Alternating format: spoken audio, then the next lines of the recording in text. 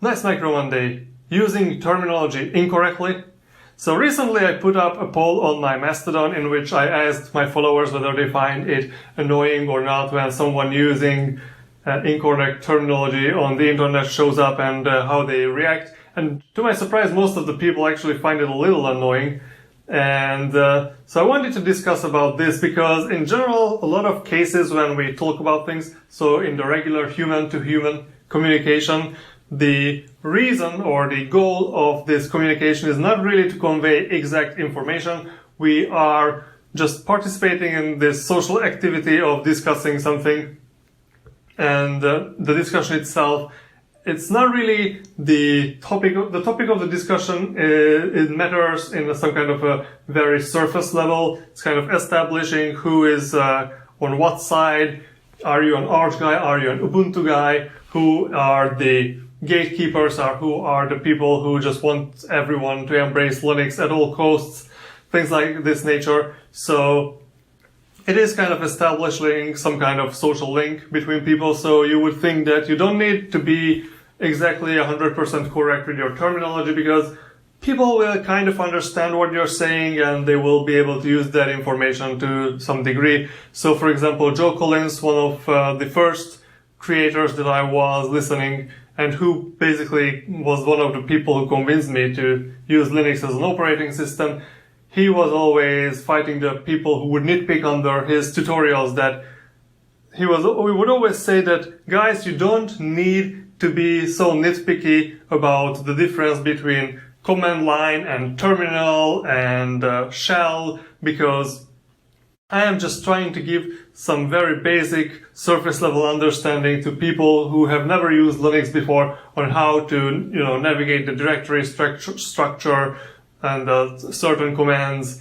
And just, I don't need to be so precise what is the terminal emulator, what is the shell, things like this nature. So I don't know if you would say like how to switch directory in GNOME terminal or how to switch directory in, I don't know, XFC terminal. Does it make sense? It doesn't really make sense because the command does not relate to your terminal emulator. It relates to your shell like bash or ZSH or fish, and this will be different. But so Joe Collins said that you don't have to be exactly precise with this because first of all, if you just a beginner who just installed Linux, you will probably have bash or ZSH as your basic shells or your shell, and all your commands will be working there without any problem that these tutorials were talking about.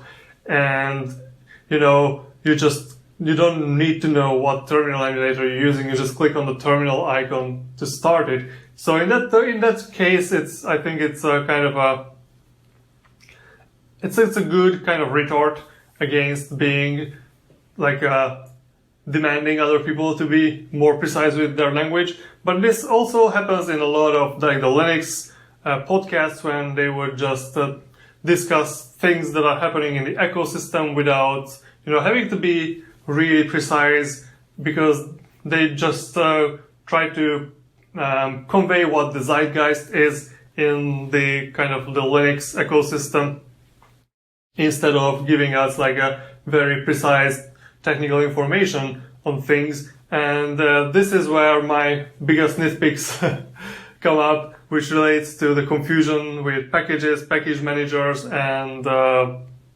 repositories, and how software gets installed on Linux, and especially because these new forms like the snaps and the app images and flatpaks came into the focus.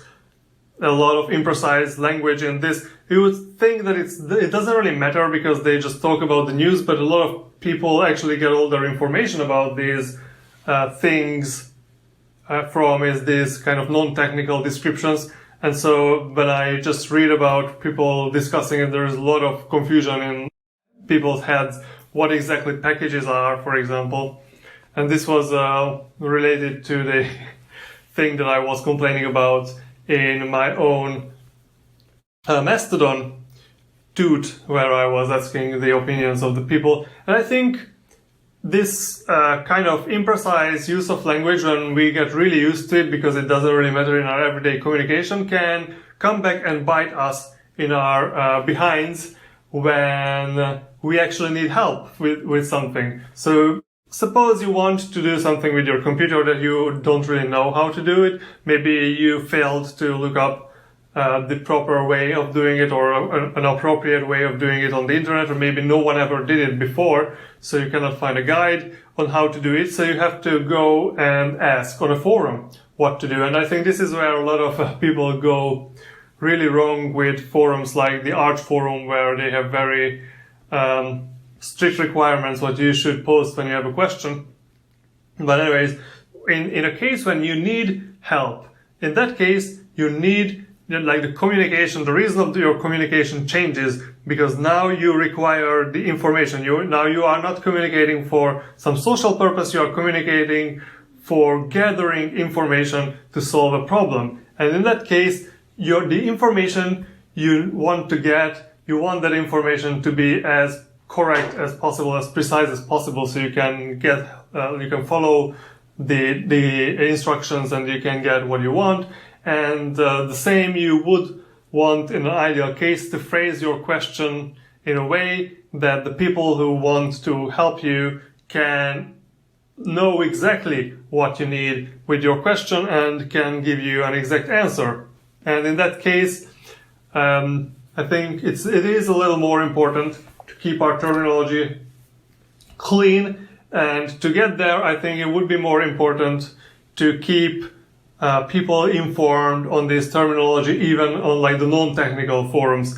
So when we are discussing about a program, whether it's available as a DET package or an RPM or a snap package, we really don't make the good distinction what all these things mean, what an RPM package means. And I have a lot of videos talking about package management because, as I said, this is one of my pet peeves, how much people don't understand actually what's going on with the packages and what the real difference between the universal packages and the distro related packages and things like that.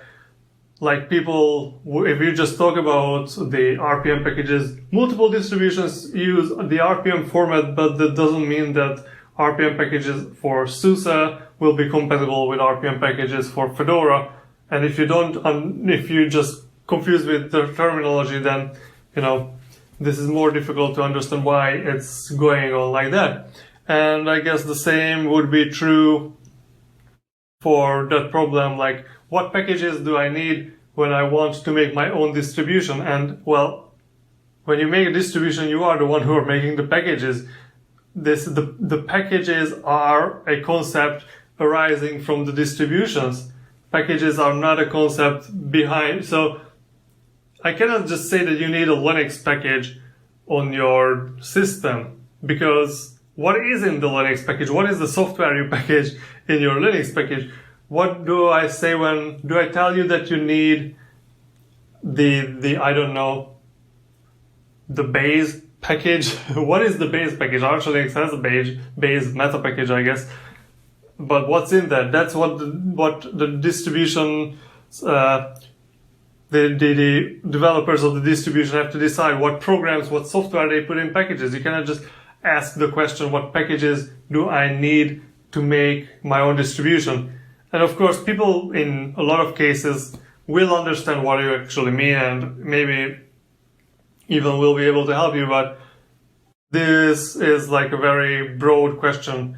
If you have a very specific problem which you need a very specific solution for, and you are asking the wrong questions, then you just might piss off the people who are trying to help you, and then you might think that they are being rude to you, or they are just being rude for no reason, or you might, misunderstand it as kind of a gatekeeping of the, like, oh, why do you try to keep me away from this system just because I'm not as well informed about it? Well, I guess it's just a lot more effort to try to figure out what you need if you cannot articulate it by yourself. When in a forum that has hundreds of questions every day, then people will, of course, be more helpful to those who are providing the most exact questions, I guess. So I hope I answered my my own question for you properly of why I find it very important to kind of keep or trying to kind of make, or not really make, but why do I find it important to clear up the use of our terminologies? Why do I find it important that we try to use and explain these terminologies? That would be, I think, one of the very important things as Linux guys on the internet to do, is to clean up these terminologies so people will have a toolkit, a language as a toolkit. They will have a good toolkit to gather information about their system. And I guess having good tools is always better than having bad tools, and I think understanding the precise terminology and using the terminology correctly is a good tool for that purpose. I guess it's the end of the video. Like, subscribe, and leave a comment if you have an opposing view, or leave a comment if you agree with everything, because I like to hear that I'm right. Nice Micro Monday. See you next time.